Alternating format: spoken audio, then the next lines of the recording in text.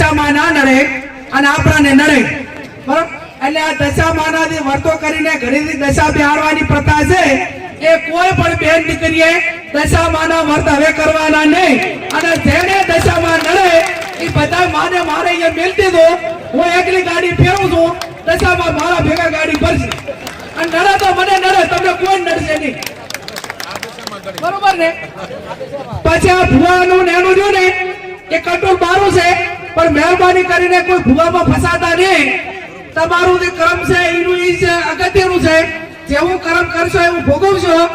અને એવા તમને ભ્રમમાં ઘાલશે કે તમને આર્થિક બરબાદ કરશે, સામાજિક બરબાદ કરશે, કુટુંબમાં બરબાદી લાવશે, અને એવી વેમ ઘાલશે તો આખો પરિવાર વેરવિખેર કરશે. એટલે મહેરબાની કરીને કોઈ પણ પ્રકારનું દખ હોય તો ડોક્ટરને બતાવવું, હગાવાલાને બતાવવું, એને વાત કરવાની. કોઈ પણ અકામણ હોય તો વાત કરવાની. 5 જણા મિત્રોને કહેવાનું, પણ ચાહે અંધશ્રદ્ધામાં આવવાનું ને. અને ભોપા જો આખા તેનું બધું મટાડી દેતા હોય તો હું કેશોદી આ સાહેબ બે તમે કોઈ ભોપાની બાધા રાખો અને અમે તમારે અહીંયા કોઈ પણ કામ ના કરા અને ચૂંટણીમાં ફોર્મ ભરા દીધા તો ભોપો હશે તો અમે ભોપા લઈને બેહી રહ્યા ને ભાઈ.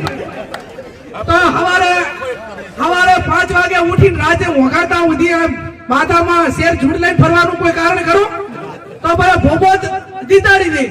એટલે ચાહે ભોપાની વાતરી જે ભોપા હોય માફ કરે, નકર પેલો આપણને ના ડરે ભાગ, બરોબર?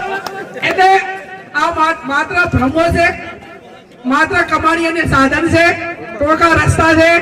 લોકોની માનસિકતા એની સમજણ કેટલી છે, એની મગજની કેપેસિટી કેટલી છે એ નક્કી કરીને ભ્રમમાં ઘાલતા હોય છે.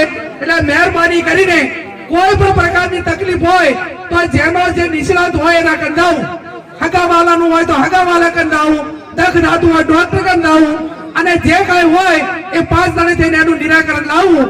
આપ ખૂબ મોટી સંખ્યામાં હાજર રહી અને આ બંધારણ વાંચવાના તમને બધાને